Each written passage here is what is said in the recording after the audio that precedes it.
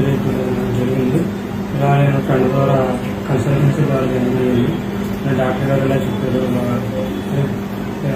ఎలా ఉంటుంది ఏంటనేది అలా చెప్తూ ఉంటాను. డ్రాప్స్ 3,500 వరకు డ్రాప్స్ 3,500 పెడతామన్నారు.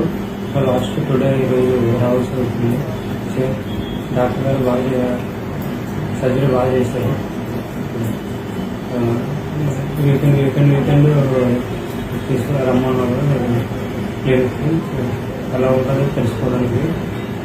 ప్రజెంట్ నార్మల్గా ఉంది, బాగుంది. తెలుసుకోవాలి.